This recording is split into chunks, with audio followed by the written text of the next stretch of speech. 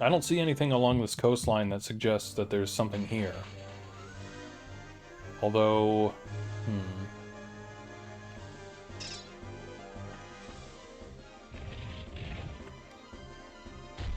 I don't know what they're talking about with the shipwrecks, then.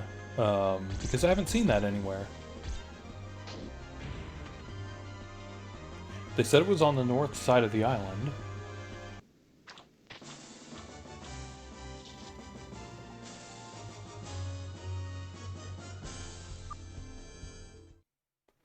Maybe I will wait it out here. It makes me think it's got to be this little thing here. Can I move on to it? No, I can't. And there doesn't seem to be a way to... There's no, like, cave entrance or anything here. I don't know.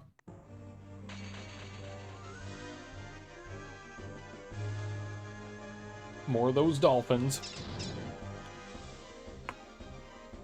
Okay.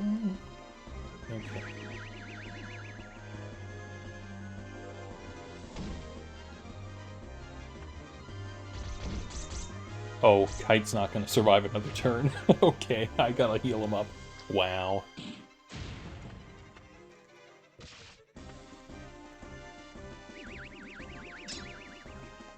Alright.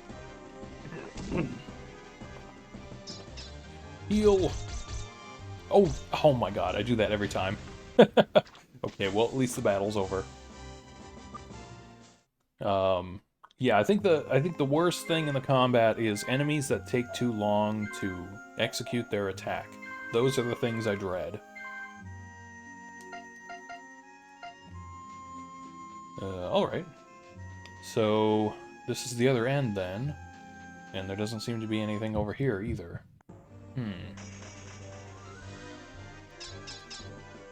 So I think, otherwise it would have to be that ghost village.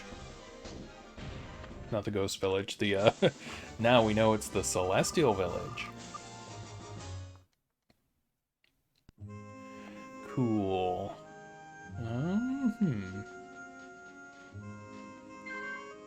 A holy water. I'm starting to try to pay attention to where items are placed, too. So I'm wondering if that might give me any hint at what I'm supposed to do. So there's no way to, like... Let me try this. It shows a little path this way.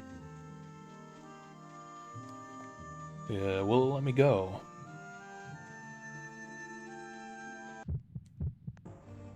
Doesn't look like it. Maybe I'm wrong.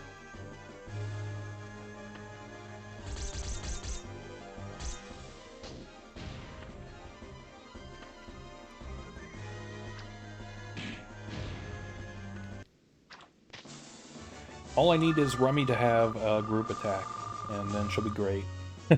She'll be the best party member for sure. Okay, we're back over here, so... Is there a path here that I'm not seeing? Oh, this was another thing that I've noticed in this game, is that there are places on the map that seem to suggest that there are paths there that are just not open. This is one of them. It looks like you should be able to go north. The other one was right here. There's that little patch of grass and stuff. It seems obvious that there's a path there to the castle. And when you go into that area on the castle, there's the guard there that says, "Too bad for you, there's nothing here." But there is a door there on the left side, which very clearly crosses over. Where was the other one? I feel like there's one of these areas. Or else it was over here. I think there was supposed to be like a path over here or something. Just ways to make stuff easier for you. And maybe there still is, and I just don't have an item to do something with that. But I don't know. I'm not sure about that yet. Okay, one of the things... Oh, I was going to try bombing the wall. I don't know if that's even going to work, because usually you don't use combat items outside of combat. This is one of those games that I feel like I should try that. Okay, let's power jump over here. I'm gonna try jumping back and forth between those locations with Kite. What a big well. I never figured out this thing either. It feels like this has got to be significant somehow. I just don't know how yet. The Unknown Village. That's what we'll call it from now on. And there's this chicken thing over here, and I don't know what to do with it. I guess I didn't try playing a other song for it, did I?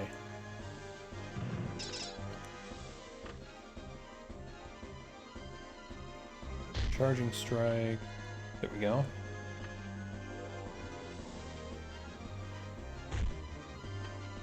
Oh, I was going to bring a chicken. That was what I was going to do. Man, I've completely forgotten things. I've forgotten more between last week and this week than I did between last week and the session previous, which was like a month before. That's what working on my own game for too long will do, I suppose.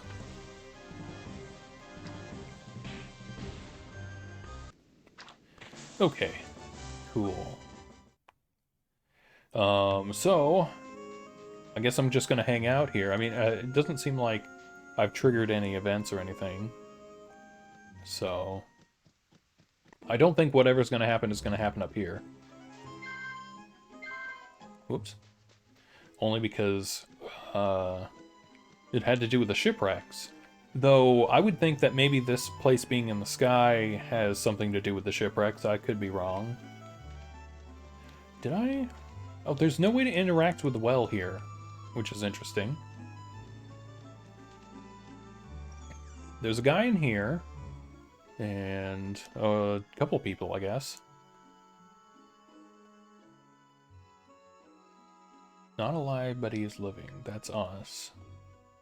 Okay. Thought that was going to be a hint of some kind, but I guess not. Nothing was found.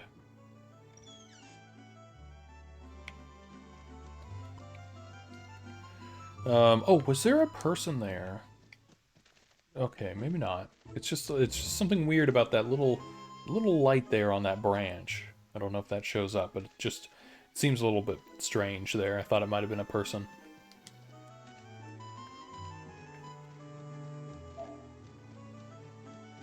Alright.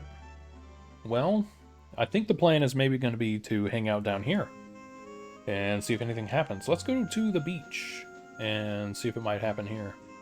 I just don't know. There's supposed to be shipwrecks here, and I haven't seen any of those. It sure feels like there's that part up on the top right that there should be something happening there, but I can't seem to find a way over to that area either. My only option then, I guess, is that it could be in the Forest of Illusion. Which is a possibility. Kite doesn't seem to come back after day 4 when he's not in the party. So maybe he gets lost in the Forest of Illusion. That's an idea. But we saved, so I don't feel like there's anything any risk to just sitting here and speeding it up and seeing if that works. It's almost morning, so I'll just sit here and see. And then if nothing happens in the morning, then I will hop over to the other location. And then if nothing happens there, then I'll wait until the evening and just keep doing this with every 6-hour cycle. So we'll see. We'll see what happens. It's gonna be another one of those trial and error days, I think. I'm trying to keep most of the boring stuff off stream, though. If I'm trying to actively figure out a puzzle or something, then I'm trying to do that on stream. I just realized that this is kind of a game that's maybe not that interesting to actively watch, and that's tough. But almost nobody plays it, so that was also my thing of like, oh yeah, let's do this one. Well then, nothing has happened here. So, whoops. Let's go to the Village of the Sky People, and then head to the other one. I should have bought one of those items to make it easier to escape.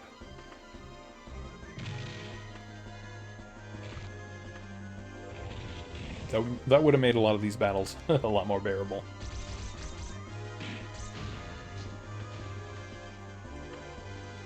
Man, having Rummy in the party just makes it so much better. Kite is not dying every turn now. And I don't have to babysit the group.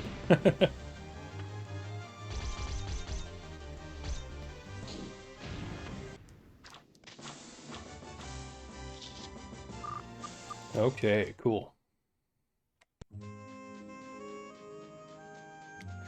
One thing that I wish is that the guitar would be more used in the game. It sure doesn't seem to be like a big factor in anything right now. I mean, it's a minor mini. It's a mini game, basically. That's all it is at this point.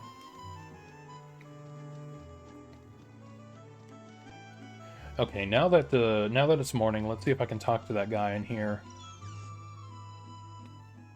Yeah, what about you?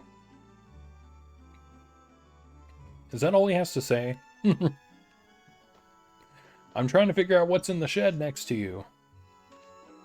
There was a person wandering around here. Where are they? Was it this person?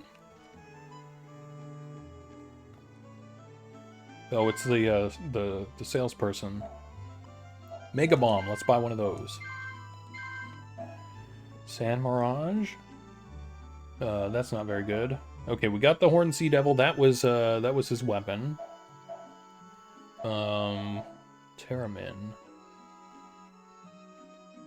That's pretty good, but I don't seem to need it.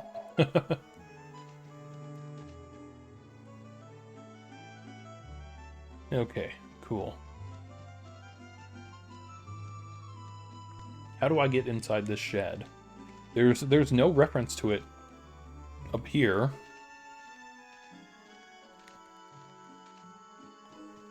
And I'm kind of at a loss. Because... So I've explored most of the map at this point. Except for the northeast corner with Gallant. There seems to be no way to advance yet. Okay, so yeah, there's clearly a bird in here. Okay, let's jump over to the other location. Power jump.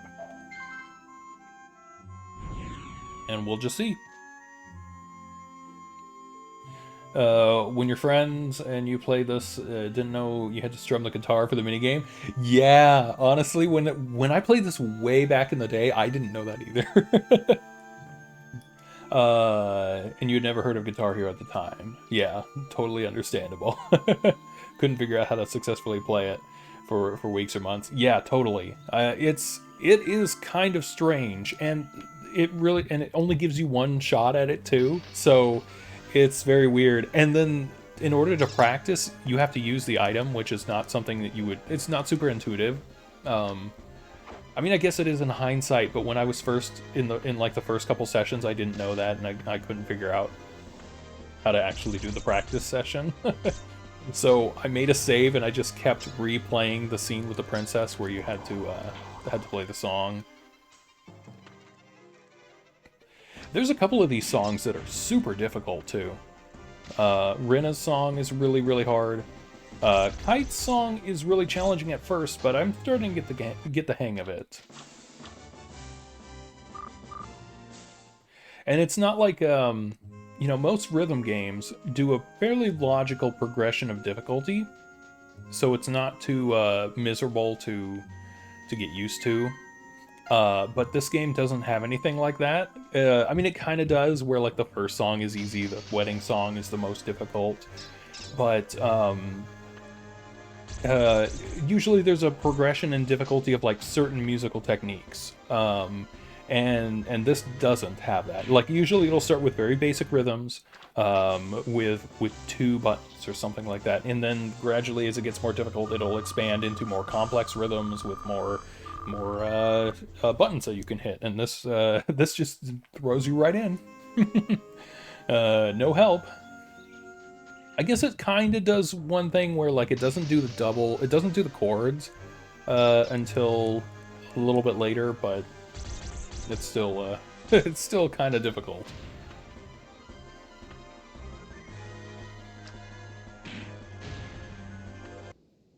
And some of those chords are really bad. I'm playing this on a regular PlayStation controller, and some of that is really uncomfortable. But I imagine on a Guitar Hero controller, it's not too bad. Well, I can't seem to figure out anything happening here.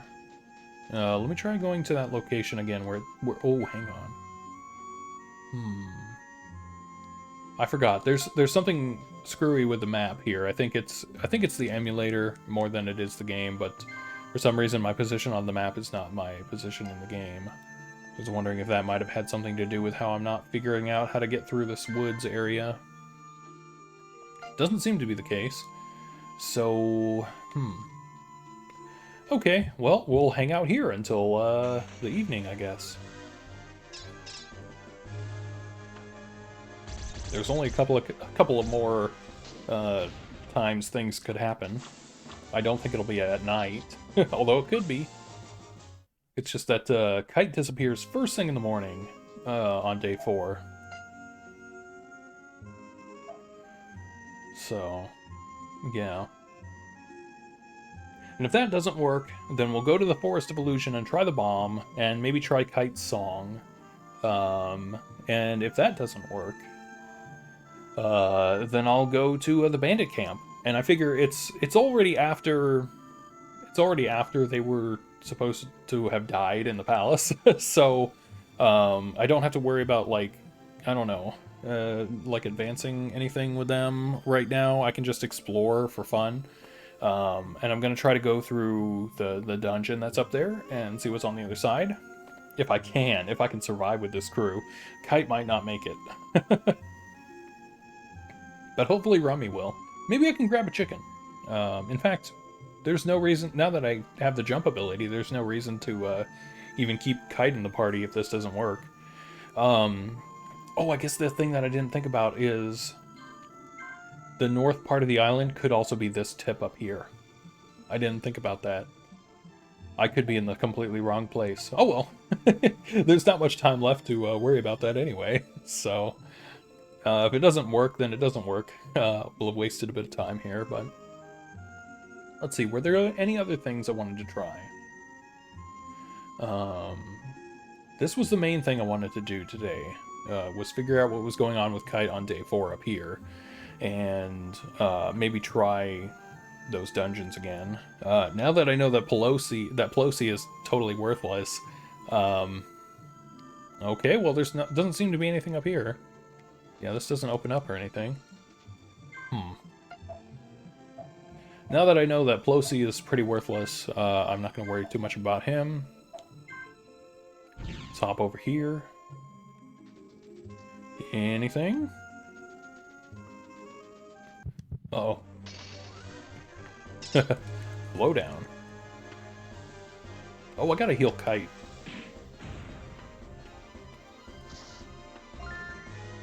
He learned Bald Head. Okay, what does that do? Let's look at that. Maybe it'll be a better attack. Kind of doubting that. Let's see. Skills. Kite. Bald Head. Blinds all opponents. Oh, it's a group one. That could be handy. Most of the individual ones are not too handy anymore, but that could be something. Oh, we can use Rummy's heal. Let's do that. Rummy. Heal Kite. Wow, up to max. That's pretty impressive. That's a good heal. Anything going on here? Anything? Nope.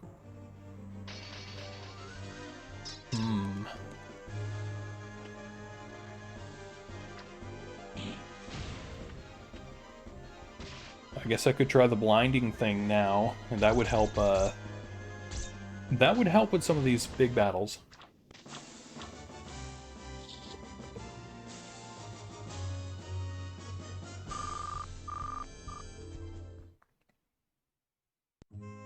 Yeah, so we're striking out here. Oh, it's just noon. It's not evening yet. There's nothing along the beach.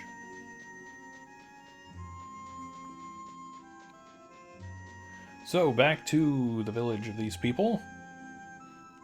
Anything?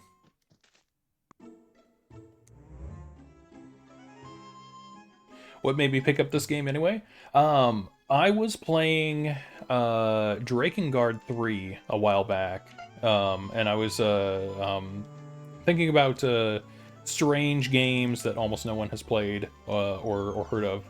Oh no, actually it wasn't Drakengard 3, it was Star Ocean 6. 6 or 5? 5? I think it's 5. Integrity and Faithlessness.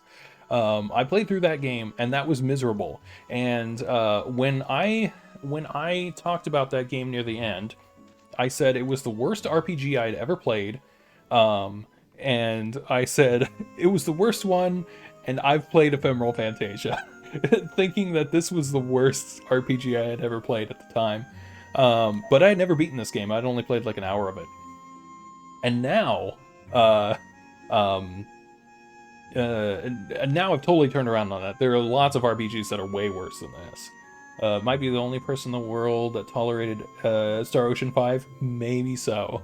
You know, the thing is that it's garbage. But the first, like, 5 or so hours, maybe 10 hours of the game are not too bad. It's just that the story completely falls apart. The late game is really bad.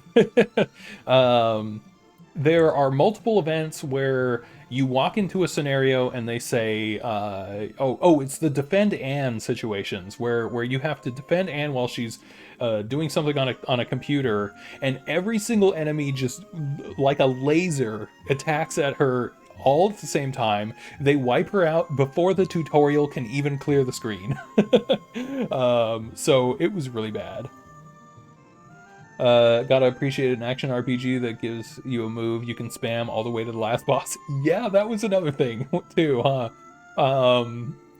Definitely the unintended skill spam thing where it's just like, you know, that was another problem with the game, is that they tried to do this rock paper scissors system that ended up being worthless because you can't see what's going on half the time with 7 party members running around and 6 enemies and all these colors flying. So the rock paper scissors thing was tossed out. And then you had skill leveling system that meant that you leveled the first skill you got because it kept getting stronger and never using any of the other ones. So yeah, it was kind of dumb. And the story was just like, I mean, let's face it, there was no story. It was little girl gets kidnapped and we go after her every single time, all the way through the end of the game. It was awful. There was fun to be had in there if you didn't take it seriously, but it was tough. I was miserable by the end of it. You played Beyond the Beyond for PS1, which is considered awful, and you were a fan of it? Oh, okay. Beyond the Beyond. I don't think I know that one. I'll have to maybe check that out. I'm usually a fan of games that people generally don't like, and when I played Star Ocean 5, I was genuinely trying to enjoy it and go in with a fresh mind, but I just really did not enjoy it. Or I should say, I enjoyed it for a while, and then I completely turned around on it. It's a Camelot RPG. It's gonna look like Golden Sun. Okay. The funny thing is, so I have all 3 Golden Sun games, and I only played a little bit of them. My sister loved those games. I like the look of them though. They had good sprite work for Game Boy games.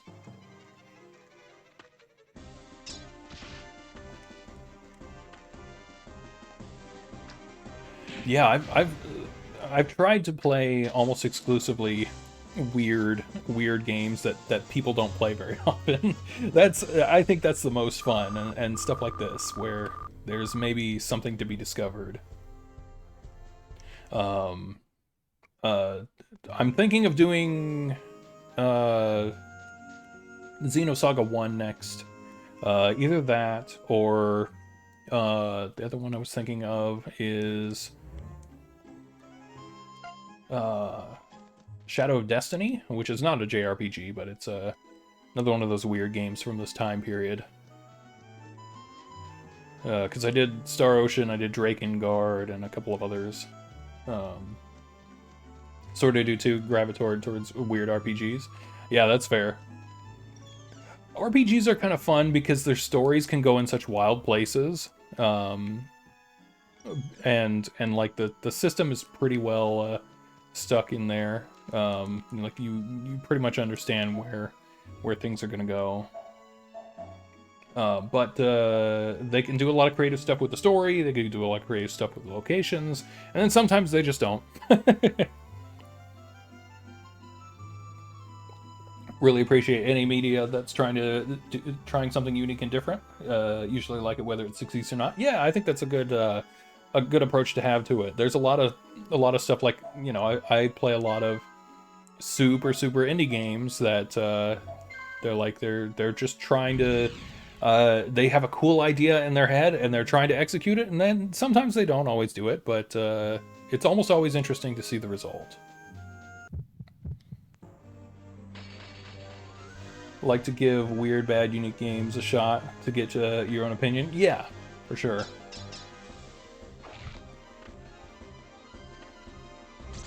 Internet is so extreme with opinions, they label a lot of games the worst and the best. Yeah, that's true too. And that's kind of why I wanted to go back to this one too. Is because this is another one of those that the Wikipedia article said something like, don't be fooled by the cute characters on the box, there's no fun here. And I think almost exactly the opposite. Like, I think most of the characters are ugly and the game is amazing. So, yeah.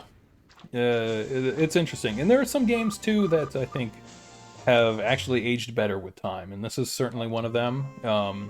When you're using the emulator. A few of them have aged worse. I think the Star Ocean games have actually aged worse. Mainly because of how slow they are compared to modern games, but there's just certain things about them. Oh, why is it orange now? Oh, it's the sunset. It's reflecting the sunset. Okay. Huh, I am so stumped. Something's supposed to happen with Kite around here, I think, but maybe not. I thought for sure I was onto something, but maybe I'm wrong. There's no way to get up there, is there?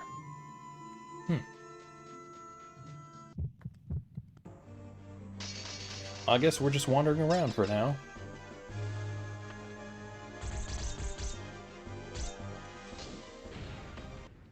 But there's so many good old games that are like really weird, and a lot of people have gone through and discovered what a lot of those are, right? Like usually as a result of one of them becoming more popular, like From Software, for instance. Like nobody really cared about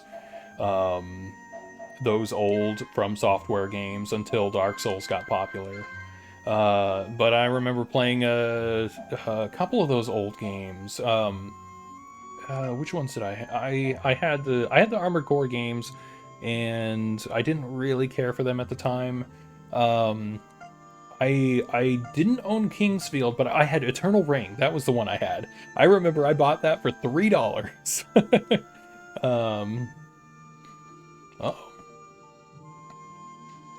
I remember, and I bought it specifically because it was $3, and I was like, okay, for $3, this has to be amazing. And I don't think I beat the first area. But then when I went back to it more recently, I got pretty far in that game. Remember buying Unlimited Saga for like $1? I'm trying to think. It was either Unlimited Saga or Romancing Saga. I get the two confused. One of them had like the half chibi characters, like they were halfway between normal proportions and chibi, and they were kind of done in like an artsy style, and I remember like not liking it at all. Romancing Saga is a good game, Unlimited isn't. Oh, that's terrible. Yeah. I should try those games. I should try going back to one of those and see which one it was. Sagas all over the place. I've heard that about those, yeah. And the Saga Frontier games got recently re-released / remastered or something.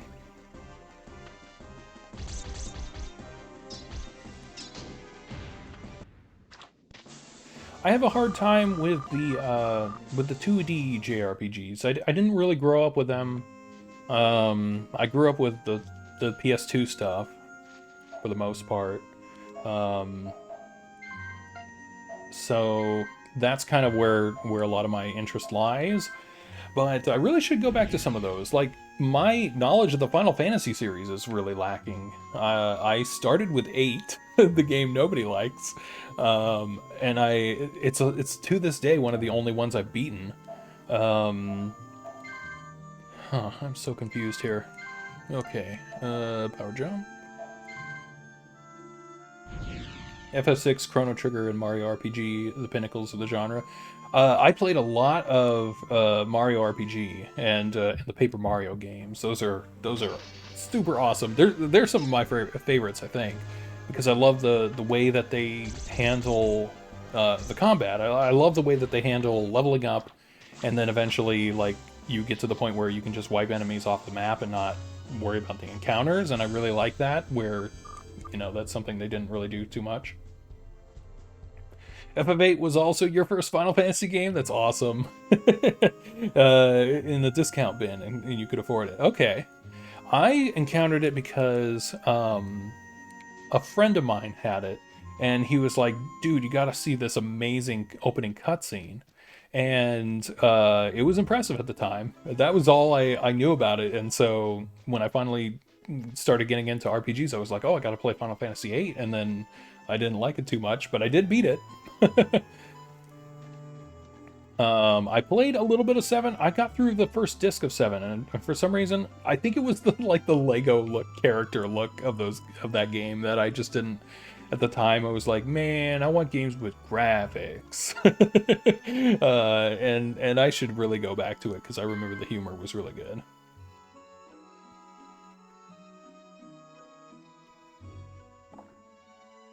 You had the FF7 demo disc.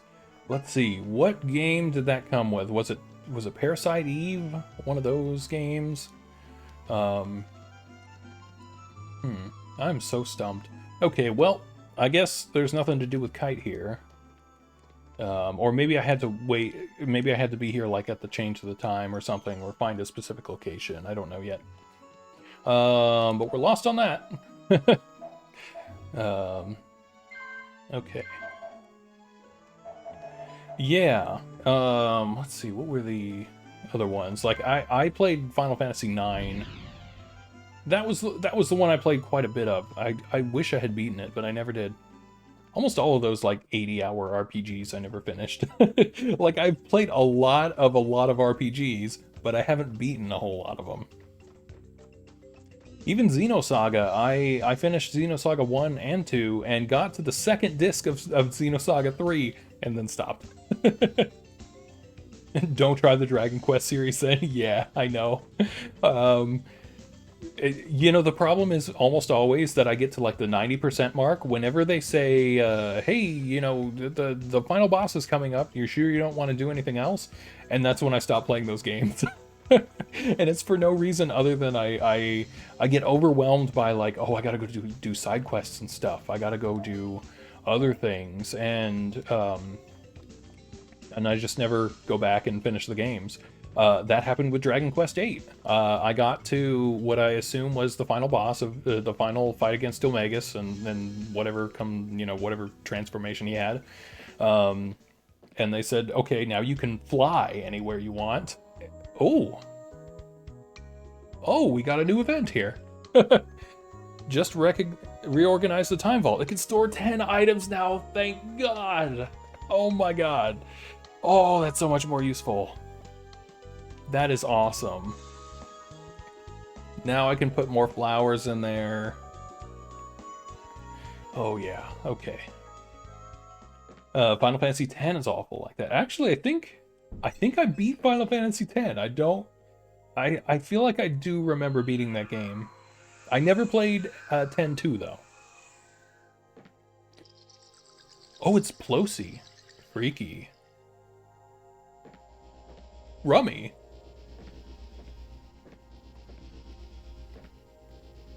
What's going on here?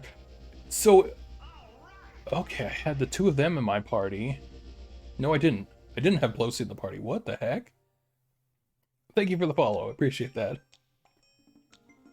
Pretty useful, huh? You can use this mirror. You can communicate with your party at any time. That's if the person who's called isn't under the influence of time magic. And they have to really want to come to where you are. Cool. These two conditions must be met. Okay, that's no problem. If those aren't met, it won't be possible to call the party. From now on, when you want to replace party members, go to the mirror! Oh, that's so much better! Oh my god, this is so great! And when you want to reorganize items, Poogie, use the time vault as before. So was that what was going on with the watch? Oh my god, that's so great! Oh, I love it! That was a good, good advancement for having wasted like an hour doing the other stuff. You're in the minority, but you love Final Fantasy X too? I should go back to it. I remember buying it, and I heard about what it was, and so I was like, I don't know if I'm too interested in that. But it could be cool. Oh my god, this is so great. I could just pick anyone at any time. Alright, let's go with... Yeah, let's take Claire. Oh no, let's not. Let's... First member of the party, Rummy. Second member of the party, Bag Off. There we go. Cool. So much better.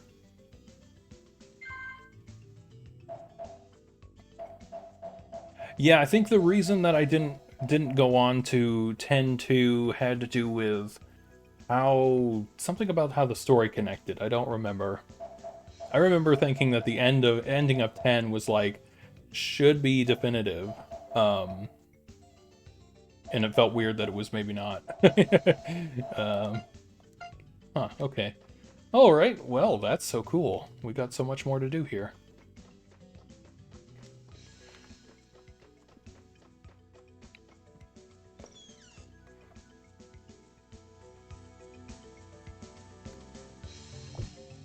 Okay, so, I guess the plan is gonna be then to explore over here. Maybe this was the spot I was supposed to go to. So let's do it. Power jump. Up to the Quiet Cove. Or do I need to be right here? Played 10-2 without ever having played 10. Oh, okay. That probably does change a few things, doesn't it? And it looked and looked on the Blockbuster shelf. Ah, got it. Oh, I'm in the wrong... Okay, that's not good. I need to warp to a different place then. Let's try here, I guess.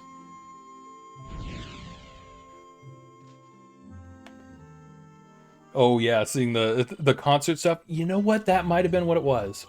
Oh my god, wait a minute. This warped me into the Anno ruins. Oh, that's no good. Okay, we're getting out of here. Oh man, this is interesting. That's what I wanted to do. Let's go grab Anno instead.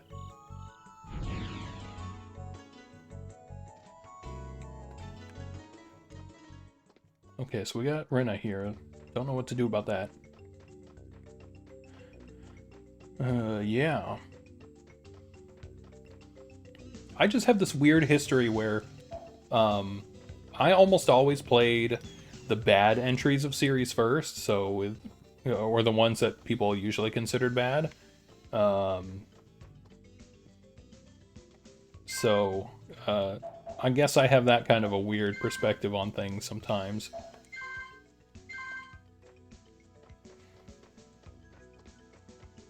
Xenosaga is widely considered the worst series out of the Xenogears, Xenosaga, and Xenoblade games, and that was my first, and I really enjoyed that.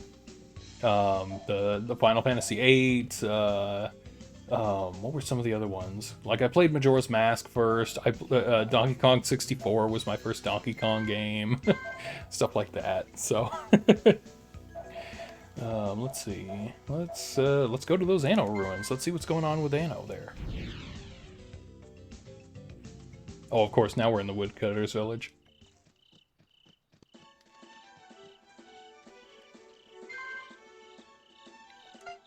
There we go, north, which means we're going this way. Xenosaga 1 is so weird, it had such long cutscenes, yeah. And the thing is that, I remember that being the reason I was so impressed with it, is because, you know, I was like 15 at the time. And so all of that like religious imagery with the psychological stuff and the philosophy and all that weird stuff that was in it, I was like, wow, this is so deep, man. And it kind of still was like, it was trying to do something, but it didn't always succeed. And yeah, people really didn't like Majora's Mask at the time, and now it's, I mean, it's probably one of the most influential games on me. So much so that I'm like trying to make a Majora's Mask-like game. Okay, we need to go over there. Oh, this is going to be dangerous. Oh, let's get rid of these sniper grasses. They're the problem.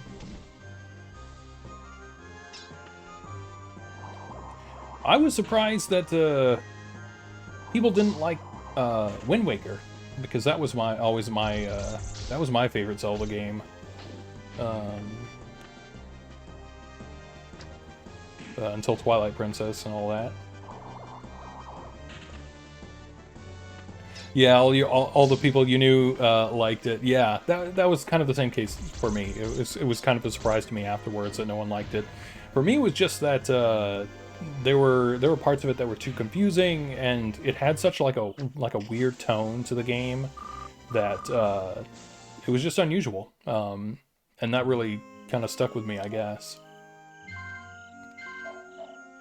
Okay, we gotta heal up Anno. He's not doing so great. I have not used him enough.